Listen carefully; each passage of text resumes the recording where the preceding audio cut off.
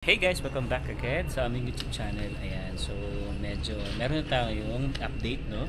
Yes, I think, Ayan, ito nahuli na medyo naman tayo. Pero ito ay para sa mga hindi pa nakakaalam sa mga proposed updates regarding sa spousal open work Bago na naman permits. to, Yan, guys. bago na namang magiging proposal or changes.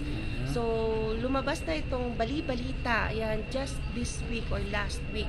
Pero wala pa talagang official announcement coming from the Immigration of Canada. So, may mga sources lang din tayo na lumalabas and mga interviews sa mga news channels.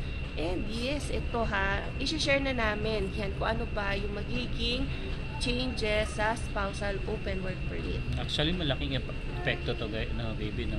Yan, magiging malaking epekto kasi yan, before, yan, pwede kang magsama or mag-invite yan under your application as a principal kung worker ka dito sa Canada. And yan, before going to the changes, disclaimer lang, inuulit-ulit namin, ito ay proposed changes pa lang. So, ibig sabihin, hindi pa ito na ipapatupad, hindi pa to official. Although, sinasabi nila na on August 2024 yan, na approve na siya or na-sign na siya in principle ni Minister Miller. Hindi pa lang siya ini-implement. So, ibig sabihin, yung proposal na sasabihin natin ay pwede pang magbago, pwede pang i-delay, pwedeng sabihin next month, next year, or like in the next few years, or pwede rin ito tanggalin. So parang nagbago isip, hindi na to applicable sa current situation. So yun lang yung disclaimer natin. So hindi pa ito final. Official. So, ano ba yung unang-unang proposed change? Yan o. Ito, number 1. So, babalik tayo sa old rules. So, ano ba yung old rules na yun? Kasi dati, yung mga spouses lang na mga highly skilled workers ang pwedeng mag-qualify sa spousal open work permit. So, ibig sabihin, kung ako yung principal, ako yung worker dito, dapat nagtatrabaho ako sa highly skilled occupation. So, ibig sabihin, nasa tier 0, 1, 2, 3. Yan. Yung mga, kapag nasa tier 4 or 5, hindi ko siya pwede ma-invite. Hindi pwedeng masama. Yan, as my spouse. Yan, spousal open work permit. Even anak mo, hindi rin po pwede. Yan. Pero come January 2023 kasi, nagkaroon ng changes or rules. So, sabi, because of the labor shortage and ang daming kailangang workers, babaguhin namin yan. So, even if yung principal ay nasa tier 4 and 5, yan, hindi lang nasa tier 0, 1, 2, 3, yan, sige, pwede na rin kayo mag-invite ng spouses nyo. And mabibigyan sila ng spousal open work permit. Yan, so ganun ka-lenient yan nung January 2023. And then, ito na nga, pinopropose na, okay guys, balik na muna tayo dahil, ayun nga, nagkakahigpitan na naman. Alam niyo naman guys, ang daming mga policy talaga dito na policy changes. And yun nga, kahit sabihin na labor shortage, ang dami pa rin clamor kasi di ba na naagawan ng work yung mga permanent residents and citizens. So, dapat bawasan daw talaga yung temporary foreign workers and yun nga, temporary residents by 20%. Yes. And guys, aside sa pagbalik sa old rules, ayan, ang pwedeng mangyari ngayon, sabi nila, this January or February daw ipapatupad or ilalabas yung announcement, ang mangyari is, pwedeng tanggalin yung tier 2 and 3. So, mas mahigpit ibig sabihin, dapat yung worker na mag-i-invite or magsasama ng spouse ay nasa tier 0 and 1. Or even nasa dapat shortage occupations ka or in-demand occupations. Like? Yan, healthcare, mga IT, agriculture, yan, mga construction. So, depende rin sa province or area. So, yun yung proposed changes. So guys, opinion namin, medyo mahihirapan yung mga andito na tas gusto nila mag-invite ng spouse kasi mapipressure na sila ngayon maghanap ng trabaho or to market ng tier 0 to 1, highly skilled.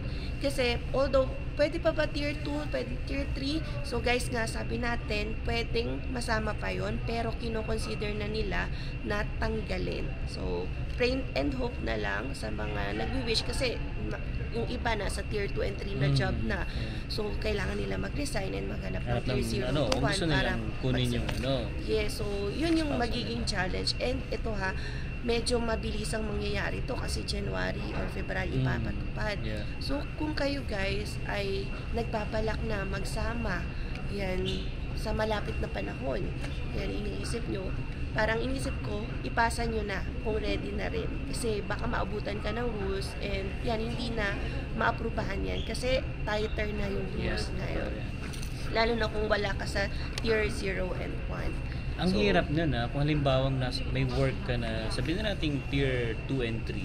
Yan. Tapos gusto mong kunin yung pamilya mo. So kailangan mo talaga mag-resign at maghanap ng bagong trabaho. So targetin mo na lang yung mga shortage occupations din. And ano nga ba yung nasa tier 0, 1, 2, 3? So equivalent din yan daw ay yung NOC 0 ABC. And yan, usually ang nasa tier 0, 1, 2, 3, ito yung mga management occupations, yun yung tier 0, such as public relations managers or corporate executives. Tier 1 naman, yun yung mga occupations sa university degree. Then tier 1 naman, ito yung mga occupations na nangangailangan usually ng university degree, such as medicine, law, engineering, natural sciences, and software engineering. And then, pag tier 2 naman, ito yung dapat yung hanapin na occupation. Ito yung mga nangangailangan ng college diploma. Even apprenticeship training that will last 2 or more years at community college. And then, these are occupations with supervisory or significant safety and skilled trade occupation. So, dito siya nabibilang sa tier 2. How about tier 3? Ayan, ito yung mga intermediate level occupations na nangangailangan ng specific skills and knowledge, such as, andito na papasok yung mga admin assistants, retail sales supervisors, technical sales specialists, production and transportation logistics coordinators, and then custom ships and other brokers. So, yun yung nabanggit natin na, so, kung nag-isip kayo na magsama ng SOWP nyo, yan, targetin nyo yung tier 0, 1, 2, 3, or para ma-save yung tier 0, 1. Although, medyo, diba, napakataas na level yung mga university degree na dapat yung meron ka and yung management occupations. Dito naman talagang tatamaan yung may mga asawa talaga na gustong kunin. Pero kung single ka lang naman, so, yan, don't worry about okay, mag-alala. Same pa rin yung ano nyo. And then aside from that, ito yung another proposed change. Yan, hindi lang basta-basta dapat na nasa tier 0, 1, 2, 3 ka, or yan nga safer 0, 1. Dapat yung principal ay merong validity ng at least 16 months. Yan, para mag-qualify yung spouses nila. So, dapat yung work permit, for example, ko, para ma-invite siya, ay 16 months. So, kasi dati, 6 months lang pwede na. So, yung mga temporary foreign workers dyan. So, sino ba yung pwede magsama ngayon ng SOWP? So, as of now yung mga international students na nagtitake ng master's or professional na bachelor degree, yan, pwede silang magsama. As of now. Kasi before kami hindi ako nag-masters. Kahit hindi masters, kahit certificate or diploma, pwede. So, pwede rin yung mga temporary foreign workers, yung mga nasa open work permit or LAMIA. So, kung nasa more than 16 months yung validity ng inyong permit, ayan, pwede nyo pa rin masama yung spouse nyo. As long as yung tier nyo ay nasa tier 0, 1, 2, 3, unless baguhin nila yung requirement ngayon. So guys, kami kasi guys, siyempre yung time namin, naswertehan lang talaga, napakaluwag. So dahil nga sa sobrang luwag, ayan na ngayon, daming pumunta. So ngayon, gumagawa sila ng pulisiya ngayon na inihigpitan naman nila kasi kailangan nila magbawas talaga. Totoo. And sa mga tatamaan naman iniisip ko, ito yung mga, for example, yung nag-aral ng 1 year, certificate lang. Siyempre, yung validity ng work permit na i-grant sa 1 kanila, year. 1 year lang. So, hindi ka compliant Paano doon sa yun? pangalawang requirement na 16 months Yeah. validity. So, hindi mo pwedeng ma-invite yung Ganun? spouse mo. So, kapag naging effective na to so ito, proposed Sabagay, wala change pa naman. lang. Wala pa naman. So, sa meta kung talaga. balak mo na applyan ng SOWP yung asawa mo, Yeah. yan, apply mo na habang hindi pa na i-implement, hindi pa na-approve Yeah. or a-announce. So guys, ayan, medyo nagkakahirapan talaga. Hirap talaga. Mahirap to sa mga nandito Ang kawawa yung mga nandito na talaga Yes. na gusto nilang kunin yung pamilya nila. Kasi yung kung nga rin nasa Philippines ka pa lang, may Pag- chance ka oo. pa magbago Oo, or mag-iisip ka talaga kung ano at magplano. magpaplano ka talaga. Yan, yun yung mahirap lang. Kasi kapag nandito na, hindi mo na alam kung magde-decide, uwi na lang ba ako para, yan, makasama ko family ko. Kasi nga, hindi mo na may invite later on yung SOWP mo. Unless you have like other goals, kaya mag-PR ka muna and then you will just sponsor them afterwards. Yung iba kasi talaga guys, kaya sinasama nila yung asawa nila is para makatulong talaga sa mga bayarin dito. Pero kung isa ka lang guys, nako, medyo mahirap. Kaya dapat pag-isipan nyo talagang mabuti yan. Yan, aside sa pagtulong sa bayarin, sa akin na, parang syempre, kung mag-asawa kayo, yan, you will conquer the world together. Syempre. Whether sa Philippines man yan, whether sa Canada or ibang bansa. Kung ano man yung tatahakin nyo, magkasama kayo. Yun yung usually goal. Syempre, mahirap naman na magkahiwalay. Unless, okay lang yun sa mag-asawa for greater goals. Ang hirap pa naman guys pag magkahiwalay. Nandiyan yung alam nyo na. Yan, maraming Tukso. syempre ibang topic na yun, pero ang daming naghihiwalay syempre kapag mga LDR na. Kaya Pero kami guys nasa talaga, inyo naman yun. kami guys talaga nagplano kami talaga together talaga. Hindi sabi namin na hindi pwedeng ako yung mauna or siya yung Yes. mauna. No, hindi kami So, pupunta dito ng Canada kung ganun yung mangyayari. Yan, kaya nga iniisip namin kung ito nangyari before yung 2022 na hindi mo isasama yung asawa mo. Hindi Parang siguro. hindi siya good opportunity for us. Kaya lang naman tayo baby that time na talaga nag-decide pumunta sa Canada is makakasama mo kasi yung pamilya mo, yung anak mo, Yes. tapos makakatulong ko ng work. Yun talaga yung Yes. that time. So that time, so things can change Yeah. and things will still change. Parang marami pang paparating, lalo na't ang daming nagbabago dito sa Canada. So dapat ready lang talaga tayo and please be updated lagi. Yan. Although sorry talaga na medyo nalilate for a few days lang naman Busy ang talaga ating si Emma. vlog. So marami rin naman na other sources dyan. Marami yung news na nakapost na rin and may mga kasama Yeah. din tayo na nagpa-vlog about it. So you can use those resources to keep updated. So kami rin talaga gusto ko laging updated kasi mamaya syempre it will affect us. Papauwi na pala si Alvin. Yun na nga eh. Yung mga ganyang bagay-bagay. So dapat alam na natin kung ano yung magiging next step natin. Yes. Kaya guys, before kayo mag-decide talaga, pag-isipan nyo mabuti, especially yung mga nasa Pilipinas pa lang ngayon, na nagpaplano pumunta rito. Maraming pagbabago talaga. Kaya more research, no? And nood kayo ng mga, yun, gaya na sinabi ni Emma, ang dami nagbablog nito guys. Yan, so mas marami kayo matututunan. Yes, so kung hindi naman kunwari trusted yung vlogger, kunwari for example, din nyo feel yung vlog namin as a Meron pa reliable dyan, source marami. and you can check yung mga reliable news sources. Yeah. Yan, para mas may basis kayo regarding sa mga changes. Kasi kami guys, especially sa Emma, hindi naman lahat yan Hindi, pero ito, nagre-research naman tayo. Piniprint ko bago talaga tayo mag-vlog para may guide din tayo.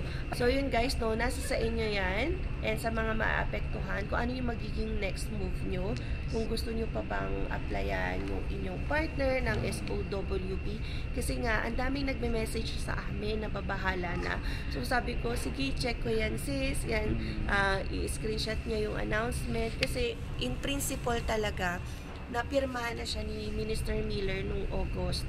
So, hindi lang na-implement or yan, yung final approval pa kung ano yung magiging terms and conditions. Kasi nga, yung sa tier pa lang, hindi pa sure kung tier 0, 1, 2, 3, pwede pa or ililimitahan yan ng tier 0, 1. So, baby, tanong ko lang, affected ba yan yung mga nandito na?